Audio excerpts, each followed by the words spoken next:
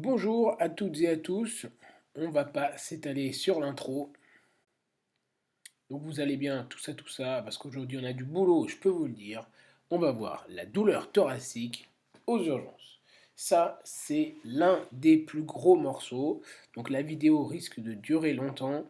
J'espère que vous êtes bien installés, parce qu'on est parti avec la leçon avec Céline sur la douleur thoracique.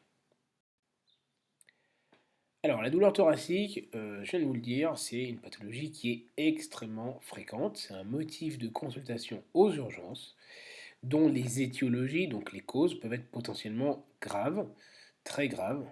Et ma vidéo a pour idée de structurer la prise en charge, de vous donner des astuces pour structurer vos idées et d'orienter le patient au bon endroit.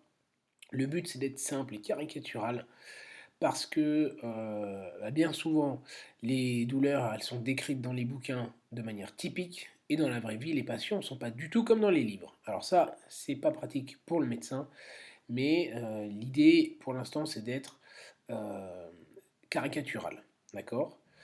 Sachant que, faut se rassurer, la plupart des patients pour qui on fait des explorations dans le cadre d'un syndrome coronarien ou pour une embolie pulmonaire, heureusement, n'en ont pas. Alors, douleur thoracique, oui, l'idée va être de voir plutôt la gestion d'une douleur thoracique dans le cadre des urgences, ou dans l'urgence même, pas une douleur thoracique qui dure depuis plusieurs semaines, d'accord? Donc, il faut rester clinique, surtout, et penser à un interrogatoire policier afin de détailler la réflexion. Puisqu'en fait, c'est en réfléchissant qu'on a le meilleur diagnostic et on gagne du temps pour le patient. Et on va voir que parfois gagner du temps, c'est extrêmement important dans le cadre de ces douleurs thoraciques. L'idée va être donc d'éliminer ce qui tue et de poursuivre les explorations afin de déterminer l'étiologie. Le CG, j'aimerais tout de suite faire un point, c'est un examen qui est dynamique. Dynamique et c'est plus rapide que la troponine. Comme ça, c'est dit, c'est fait. Alors, qui dit douleur thoracique dit une douleur qui vient donc d'un nerf. C'est impératif d'avoir un nerf qui fonctionne.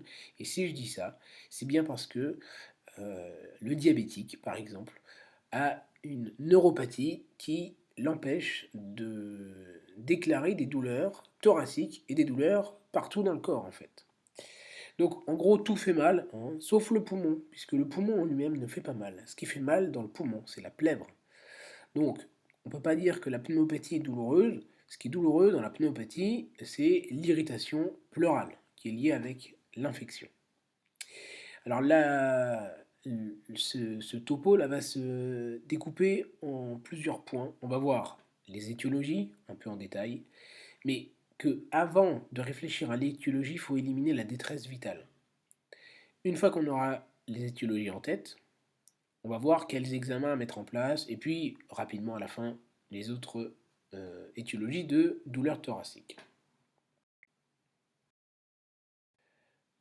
Donc définissons ce qu'est une douleur thoracique et comment la caractériser. Alors poser les questions c'est bien, mais orienter les questions c'est mieux. L'idée c'est qu'à la fin de l'interrogatoire, on ait défini la douleur thoracique dans une des trois catégories. Soit ça fait plutôt une douleur pariétale, soit une douleur plutôt angineuse, coronarienne, ou soit de lésion, lésionnelle. Euh, alors, la douleur pariétale, comment elle se présente? C'est une douleur qui survient en général, et encore une fois, le général, c'est caricatural, plutôt après un effort. Ça peut être un effort de toux, un effort d'expiration, un effort de soulèvement de charge, bref, après un effort.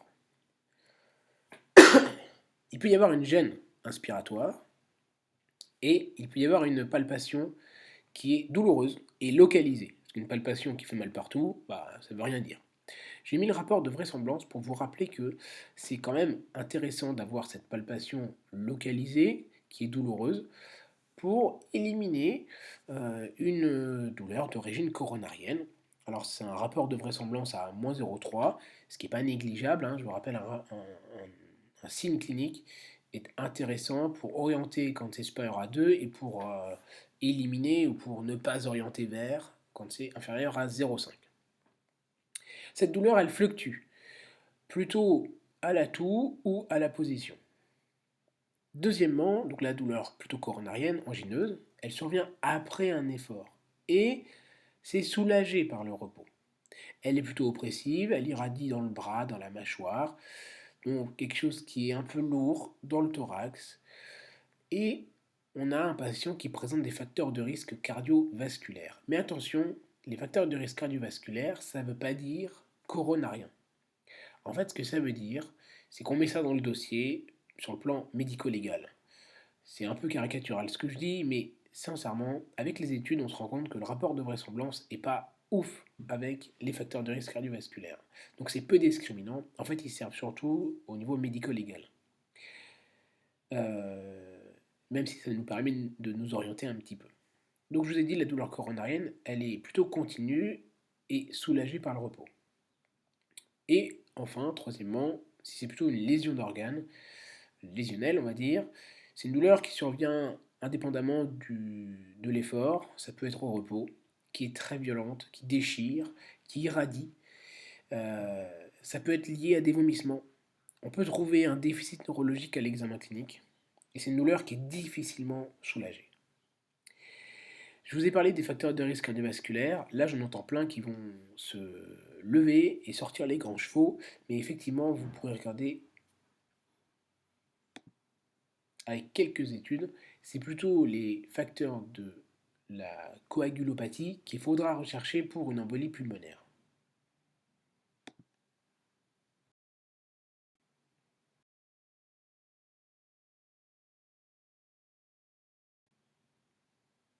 Alors, avant de continuer et plutôt de débuter en fait la réflexion clinique et d'éliminer les urgences, les détresses d'organes. Je vais déjà vous parler des étiologies, vous allez comprendre pourquoi après.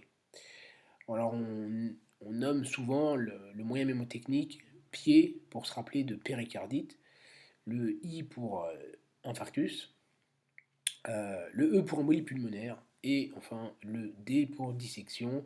Donc le pied permet de nous rappeler des urgences qu'il faut éliminer. Moi j'en ai plutôt mis 6 parce que là je trouve que c'est vraiment plus complet. Même s'il n'y a pas de moyen mnémotechnique, vous allez voir, vous allez vous en rappeler. Donc, en termes de fréquence, c'est pas le pied, mais c'est plutôt le YEP. On trouvera plutôt un infarctus, une embolie, puis une dissection, et la péricardite un peu plus rarement. Euh, on va commencer par la péricardite, et puis on va voir un petit peu les détails de chacun.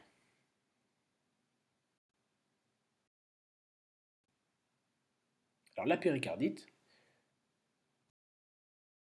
qu'est-ce que c'est? Et la péricardite, c'est une inflammation de l'enveloppe du cœur. Ça finit par it, c'est une inflammation, et c'est du péricarde, donc c'est de l'enveloppe autour du cœur. Vous voyez, pardon, vous voyez le schéma du cœur. Il y a donc plusieurs enveloppes, et autour du cœur, il y a donc cette membrane, cette séreuse qui le protège en partie, et qui produit un liquide, petit peu de liquide, qui est résorbé, donc qui est créé et qui est éliminé tous les jours, dans une certaine quantité. Mais quand il y a une inflammation locale, eh bien, ce liquide est produit en trop grande quantité et il y a un trouble de la résorption. Alors qu'est-ce qu'il faut rechercher? Il faut chercher s'il y a une virose, donc un syndrome, une rhinite, un syndrome grippal, s'il y a une position qui soulage, donc la position antérieure est antalgique et la position postérieure, elle est plus pénible. Il faut chercher une maladie auto-immune, une maladie néoplasique. On peut entendre un frottement plutôt en décubitus latéral gauche, puisque ça plaque le cœur sur la poitrine, et la douleur sera plutôt pariétale. À la biologie, on peut trouver une CRP augmentée, même une troponine augmentée dans 30 à 50% des cas, et c'est là où il faudra se méfier du diagnostic de complications, et on fera une échographie pour évaluer la péricardite. Quelles sont les complications? Il y en a deux à connaître. Eh bien, s'il y a trop de liquide et que vraiment ça bloque le cœur, ça fait une tamponnade. Donc après, le ventricule gauche et droit ne peuvent plus éjecter le sang. Donc on trouve les symptômes de la tamponnade, avec le pouls paradoxal, le collapsus, l'hypotension, hein, etc. Mais il y a aussi une myocardite. Et là, c'est l'inflammation du muscle en lui-même. Et le tableau d'une myocardite, c'est comme un infarctus, sauf qu'il n'y a pas de territoire, puisqu'en fait l'infarctus, c'est lié à une occlusion d'un vaisseau qui vascularise un territoire, mais la myocardite, c'est l'inflammation du virus, et le virus, il s'en fout des artères. Il prend ce qu'il y a à prendre. Donc il y aura comme un infarctus, mais sans territoire en fait. Et la myocardite, il y aura une troponine qui sera vraiment, vraiment fortement augmentée, avec un syndrome inflammatoire un peu plus important. Donc, c'est pas parce que dans la péricardite, initialement, il y a une CRP qui est faible et une troponine qui est légère que ça élimine la myocardite. Donc, il faut voir aussi la cinétique à l'échographie.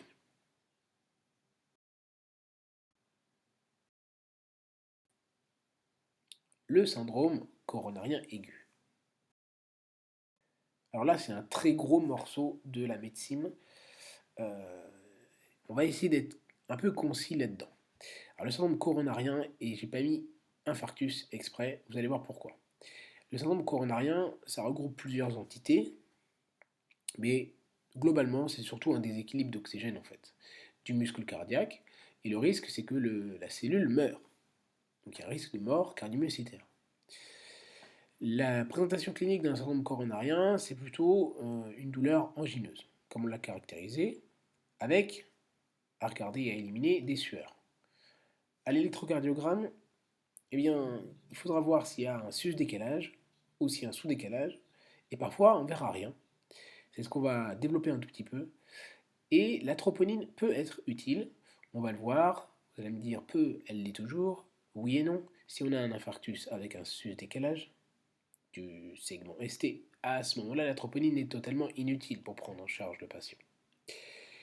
Alors, j'ai mis syndrome coronarien aigu et non infarctus, puisqu'en fait, la douleur thoracique survient quelques secondes ou parfois quelques minutes après le début de l'ischémie.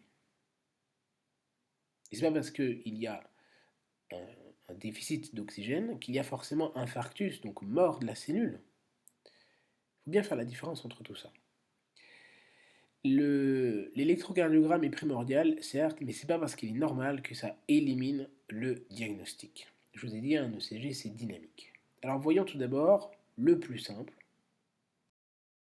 c'est donc le sus-décalage du segment ST ou STEMI, qui présente donc une douleur en général qui est persistante, qui ne répond pas aux dérivés nitrés, et ça réside, la physiopathologie, en général, à une occlusion de l'artère coronaire, d'une des artères coronaires. Je ne vais pas rentrer dans le détail puisque je ferai une vidéo sur le syndrome coronarien aigu, mais globalement, quand on voit un sus-décalage comme ça, on peut directement procéder au traitement qui consiste en une bi-antiagrégation, en de l'héparine par un bolus, 60 unités kilo, une revascularisation du myocarde, donc c'est souvent une coronarographie, suivant le délai, mettre de l'oxygène uniquement si la saturation est inférieure à 90%, et faire une antalgie efficace. Les diagnostics différentiels, je vous en parle parce que c'est important, c'était donc la myocardite, c'est pour ça que je voulais commencer par la péricardite, on l'a vu, et le syndrome de Takotsubo, j'en ai parlé dans une petite vidéo, je vous laisserai la trouver, mais le diagnostic du Takotsubo, il peut se faire aussi par une coronarographie, donc c'est pas grave si on fait, si on diagnostique un syndrome coronarien à la place d'un syndrome de Takotsubo. Les complications, je n'en parle pas. Donc, on a vu à droite le syndrome coronarien aigu avec sus-décalage du segment ST, et maintenant on va voir le syndrome coronarien, mais sans sus-décalage du segment ST. Et à ce moment-là, c'est pas la coro qu'il faut, mais c'est la tropo. Pourquoi? Eh bien, il y a plusieurs présentations. Soit ça va être un sans sus-décalage lié à un angor instable. Ça veut dire quoi? Ça veut dire qu'en fait, il n'y a pas de sus-décalage puisque l'électrocardiogramme est normal ou subnormal. Ou alors c'est un NSTEMI, c'est-à-dire un syndrome coronarien, un SCA sans sus-décalage, mais avec un ST qui est sous-décalé. Donc il n'est pas isoélectrique, il y a donc un trouble de la repolarisation, vous pouvez le voir sur l'image. Ça veut dire qu'il y a tout de même une souffrance myocardique Et là, il y a même une ischémie qui va provoquer une nécrose, donc un infarctus, au moins de 1 gramme de cellules cardiomyocytaires, d'où l'augmentation de la troponine. Et c'est ça qui fera la différence entre un angor instable et un NSTEMI. Donc le NSTEMI, on va se poser la question suivant la gravité et le risque d'une coronarographie ou pas. Et je vous ai mis un troisième cas, s'il y a un sus-décalage du segment ST, et oui, je vous l'ai mis dans la case du sans sus-décalage, mais vous allez voir pourquoi, parce que s'il y a un sus-décalage du segment ST, et qu'on utilise la troponine et que ça normalise le CG, ça peut être encore un syndrome coronarien, on va dire, non ST+. Pourquoi? Puisqu'en fait, parfois, il peut y avoir une reperméabilisation si c'est par exemple un spasme ou une levée d'une ischémie par le dérivé nitré. Mais globalement, ce qu'il faut retenir, c'est un sus-décalage, comme on l'a vu, ou pas de sus-décalage du segment ST. Et dans ces cas-là, il y a soit un ECG qui est normal, ou un ECG avec un sous-décalage. Et on fera la différence avec une troponine, et on discutera de la coronarographie.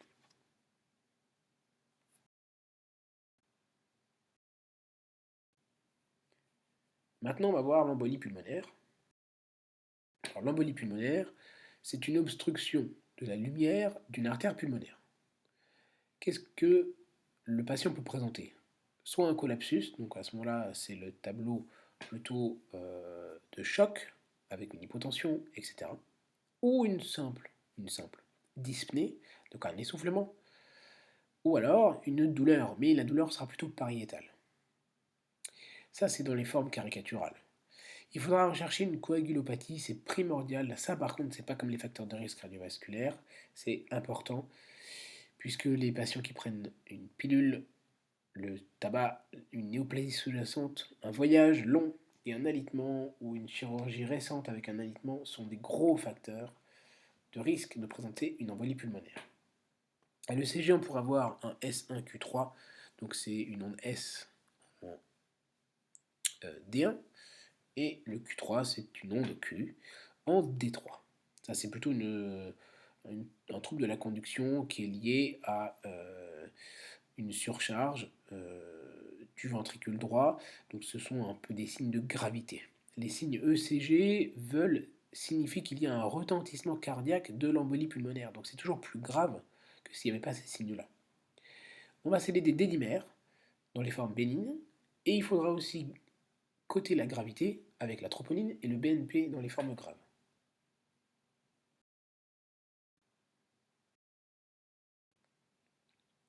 Maintenant, on va voir la dissection aortique. Donc, la dissection, c'est quoi? C'est une rupture de l'intima et le clivement de la média de l'aorte ou d'une collatérale. Ouh là là, qu'est-ce que ça veut dire? Pour faire simple, l'aorte, c'est comme un saucisson, on peut dire. Il y a plusieurs couches autour, et celle qui est à l'intérieur, c'est l'intima, qui est le plus intime avec le vaisseau, avec le sang. Il y a la média, parce qu'elle est entre les deux. Entre les deux quoi? Et bien entre les deux qui sont le plus proches et celle qui est le plus extérieure, c'est-à-dire l'adventice. Et en fait, la dissection, c'est pas entre l'intima et la média, ça se passe dans la média. Donc le sang, il passe l'intima, il passe à une partie de la média, et là, il dissèque progressivement la média. Donc, qu'est-ce qu'il faut rechercher? Les facteurs de risque cardiovasculaire, oui, surtout l'hypertension artérielle, et les facteurs d'athérosclérose. La douleur, elle est vraiment lésionnelle, donc déchirement, elle irradie. C'est ces éléments qui doivent orienter et nous alerter vers une dissection aortique. On peut retrouver une hypertension artérielle dans 70% des cas, donc c'est pas toujours, et une asymétrie tensionnelle, mais pas toujours encore une fois, ça dépend de la localisation. Pourquoi on a une asymétrie tensionnelle? S'il y a une des deux artères qui a son calibre rétréci par la dissection, eh bien c'est comme quand on appuie sur le tuyau d'arrosage, ça augmente le débit. Donc on a une hypertension d'un côté et puis une normotension de l'autre. Par contre, ce qu'il faut impérativement rechercher, c'est un déficit neurologique. Souvent, ça peut être soit d'un membre inférieur ou d'un membre supérieur, mais qui est isolé. À ce moment-là, on est quasiment sûr que c'est une dissection aortique avec un rapport de vraisemblance à 33. C'est monstrueux. La notion de déchirure, qui peut-être vous semble plus familière, n'a qu'un rapport de vraisemblance à 11, et une asymétrie des pouls, un rapport de vraisemblance à 6. Donc c'est beaucoup plus faible. À l'ECG, il faut impérativement éliminer une atteinte des coronaires, parce que ça peut disséquer les coronaires. Vous voyez les classifications qui sont schématisées ici, et donc vous comprenez que les coronaires peuvent être touchés par la dissection. Les dédimères sont très intéressants pour éliminer la pathologie, mais la positivité des dédimères, on n'en fera rien. Pourquoi les dédimères sont augmentés? En fait, ça vient stimuler la cascade de coagulation au moment où il y a un déchirement de l'endothélium. Ce qui est impératif, ça va être l'imagerie, qui sera le seul moyen de faire le diagnostic, et en tout cas de l'éliminer.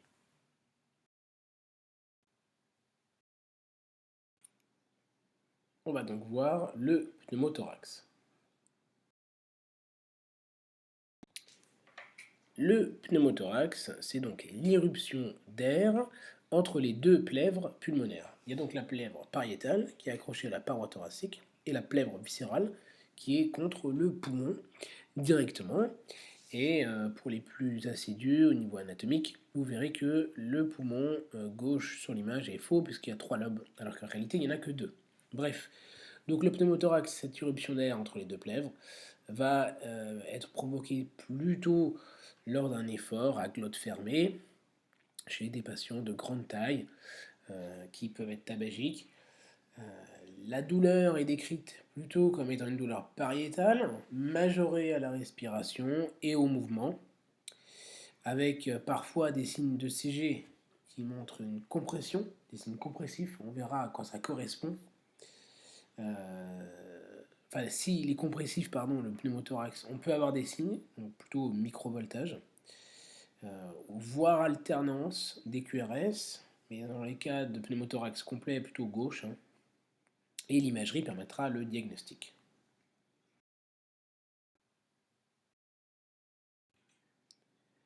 Maintenant, la rupture de l'œsophage.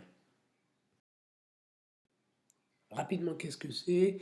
Eh bien, c'est une rupture d'une ou de toutes les tuniques de l'œsophage. Vous avez le schéma avec les différentes tuniques, donc la muqueuse sous-muqueuse musculeuse adventice, et parfois, suite à un vomissement, ou même spontanément, il peut y avoir une déchirure, une rupture d'une ou des tuniques de l'œsophage, et donc la douleur ressemble à une déchirure, avec hématémèse, parfois même un choc hémorragique.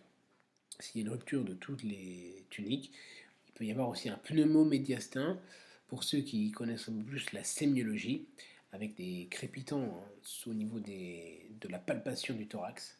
Et c'est l'imagerie qui permettra de faire le diagnostic.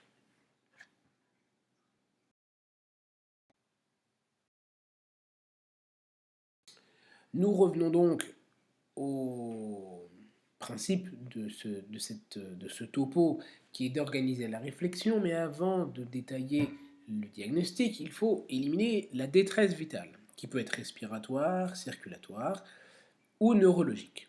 S'il y a des signes de détresse respiratoire, l'auscultation peut permettre de diagnostiquer ou de mettre en évidence quelque chose de symétrique ou une asymétrie. Une asymétrie oriente plutôt vers un pneumothorax et quelque chose de symétrique, soit est libre, donc totalement symétrique et libre. Dans ces cas-là, il faut évoquer une embolie pulmonaire, ou bien il peut y avoir des signes de surcharge, des crépitants par exemple, ce qui oriente vers un infarctus du myocarde et insuffisance ventriculaire gauche, ou une dissection, ou une péricardite, plus ou moins tamponnade. En cas de détresse circulatoire, cette fois-ci, il peut y avoir soit des signes d'insuffisance cardiaque droite, avec œdème, reflux, turgescence jugulaire, qui oriente vers une embolie pulmonaire, une tamponnade ou un pneumothorax. À ce moment-là, l'embolie pulmonaire se complique d'une augmentation des pressions du ventricule droit, qui pompe, malgré lui, dans quelque chose qui est obstrué. Et donc, qu'est-ce qui va se passer? Comme quand on appuie sur un tuyau d'arrosage, ça reflue et il y a une augmentation de pression. Et ce qu'il y a avant le ventricule droit, c'est l'oreillette droite, oui, mais avant il y a la veine cave inférieure et supérieure. Pour la tamponnade, c'est le même fonctionnement et le pneumothorax aussi. Pour les signes d'insuffisance cardiaque gauche, cette fois-ci, donc c'est un œdème aigu pulmonaire et une hypotension. Vous comprendrez que si le ventricule gauche ne peut plus pomper efficacement, il va donc refluer en amont et avoir une baisse de débit en aval. Donc en amont, il y a l'oreillette, et avant l'oreillette, il y a les veines pulmonaires. Donc ça reflue dans le poumon, donc ça fait un œdème, et après ça fait une détresse respiratoire et circulatoire, puisqu'il peut y avoir un déficit d'oxygénation du sang et l'hypoperfusion, puisqu'il n'y a plus assez de force pour éjecter le sang du ventricule. Vers quoi ça nous oriente? Vers un syndrome coronarien aigu, une tamponnade ou une dissection. La détresse neurologique, donc il y a soit un bas débit cérébral par défaut d'oxygénation du sang, donc ça c'est plutôt l'embolie pulmonaire, ou bien parce qu'il y a un défaut d'éjection du sang, donc c'est plutôt bas débit sur hypotension, ça nous oriente vers un syndrome coronarien aigu, plus ou moins dissection même si je ne l'ai pas mis, ou une tamponnade. Et enfin, le déficit neurologique focal, ça doit obligatoirement faire penser à une dissection.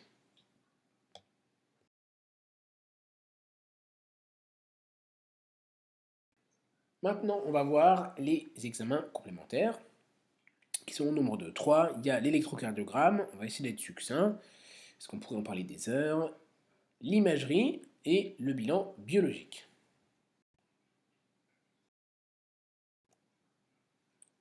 Concernant l'électrocardiogramme, alors 12 dérivations, plus ou moins 18, donc pour explorer côté droit et côté postérieur, on va voir ce que l'on peut trouver. Alors de haut en bas, on va commencer en cas d'arythmie complète par fibrillation auriculaire. Oui, un tracé avec une onde soit en toit d'usine ou des QRS totalement irréguliers et fins. À ce moment-là, c'est une ACFA qui vous oriente vers une embolie pulmonaire ou une péricardite, même si on peut tout trouver encore, je veux bien sûr rester caricatural. Une tachycardie sinusale oriente vers une embolie pulmonaire et une tamponnade. Un PR descendant, comme vous voyez sur l'image, oriente vers une péricardite. Des blocs atrioventriculaires ou des troubles de conduction orientent vers un syndrome coronarien aigu, avec une atteinte de la coronaire droite, ou une embolie pulmonaire. Un bloc de branche droit sur l'image, mais aussi gauche, oriente vers une embolie pulmonaire, ou un syndrome coronarien aigu. La présence d'un S1Q3, donc c'est une onde S en D1 et une onde Q en D3, oriente vers une embolie pulmonaire, mais peut être aussi présente en cas de tamponnade ou de pneumothorax. C'est plus rare, mais aussi même en cas d'infarctus. Encore une fois, je préfère rester caricatural dans les explications et dans les diagnostics. Le microvoltage, très intéressant. C'est des complexes qui sont inférieurs à 5 mm, donc ils tiennent dans un grand carreau en fait. Ça nous oriente vers une tamponnade ou vers un pneumothorax compressif ou un surpoids. Pourquoi? Puisqu'en effet, il y a quelque chose qui s'interpose dans la diffusion du circuit électrique, du courant électrique. Ça peut être de l'air, de l'eau, du gras. Et donc, il y a un défaut de conduction électrique de l'influx cardiomyocytaire.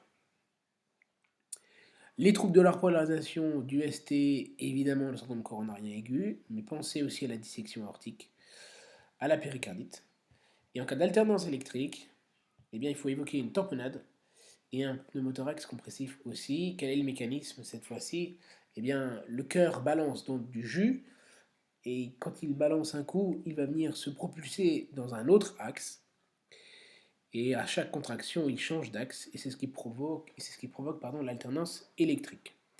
Un ECG, ça doit être dynamique, puisque c'est plus rapide que les troponines ou que n'importe quel bilan biologique. Et un ECG, ça se compare, ça se partage et ça se trinitrine. Alors pour le comparer, si on en a des antérieurs, et ça se partage, on le donne aux patients ou sur sa boîte mail pour pouvoir par la suite le comparer. Et la trinitrine, s'il n'y a pas de contre-indication, bien sûr.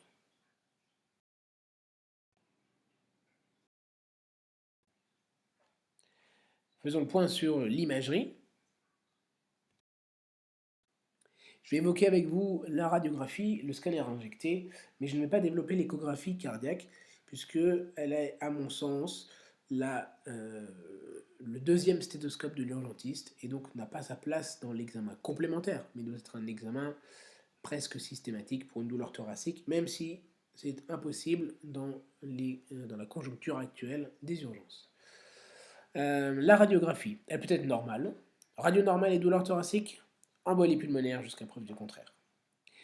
Une cardiomégalie doit orienter vers un infarctus, puisque s'il y a un infarctus, il peut y avoir une insuffisance cardiaque, et donc une augmentation de la silhouette cardiaque, mais aussi vers une tamponnade. Attention, on ne voit la cardiomégalie qu'à partir de 650 millilitres.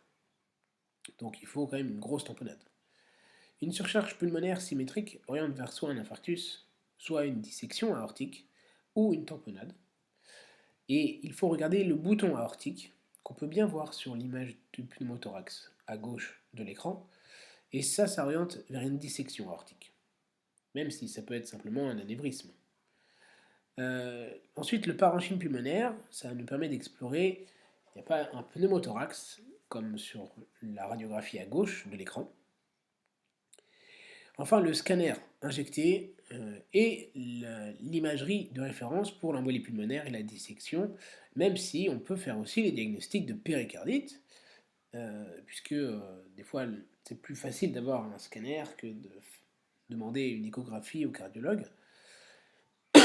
Et on peut aussi, tout à fait grâce au scanner low dose, faire le diagnostic de pneumothorax. Donc sur les scanners que vous voyez, à gauche, il y a une dissection aortique. Vous voyez le vrai chenal qui est très blanc, donc très hyper dense, et moins dense par la suite le faux chenal en fait. C'est le signe de la dissection aortique. Ensuite, à droite, vous voyez l'embolie pulmonaire, il y a un défect, donc c'est cette zone hypodense, un peu grise, en forme de T, de L, qui est suspendue à l'embranchement de l'artère pulmonaire, qui est, elle, hyper claire, hein, hyper dense, très blanche, puisque c'est injecté. Et à droite, en bas de l'écran, vous voyez l'échographie, juste à titre d'image, hein, l'échographie d'un patient que j'avais fait pour une tamponnade. Et donc on voit très très bien, juste avec une échographie, rapidement, le diagnostic de tamponnade et son évaluation de sa gravité.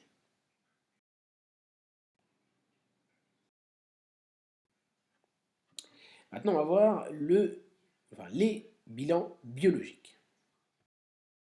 Qui dit bilan biologique pour une douleur thoracique dit 3 éléments que vous aviez déjà en tête, c'est la troponine, les D-dimères et BNP, tropo, BNP.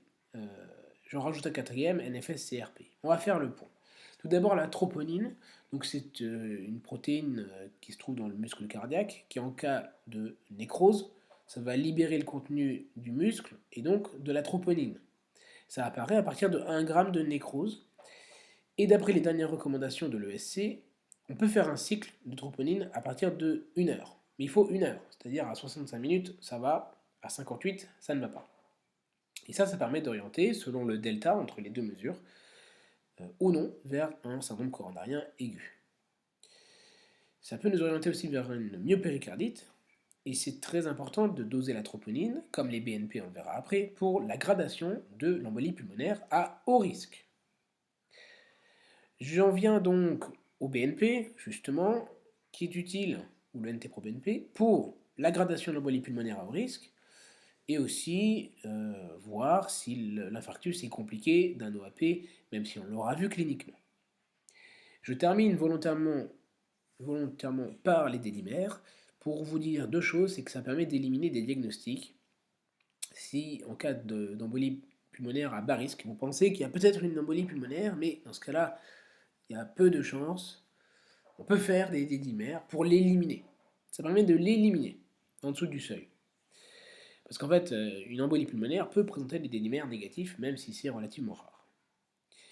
Et enfin, ça permet d'exclure le diagnostic de dissection aortique, puisque dissection dit rupture de l'endothélium, donc début de la coagulation et de la fibrinolyse, et donc production de D-dimères. Donc si c'est négatif, ça exclut la dissection aortique. Et la dernière chose, c'est que la NFS et la CRP, ça permet de nous orienter vers une péricardite, qui, je vous rappelle, est une des urgences.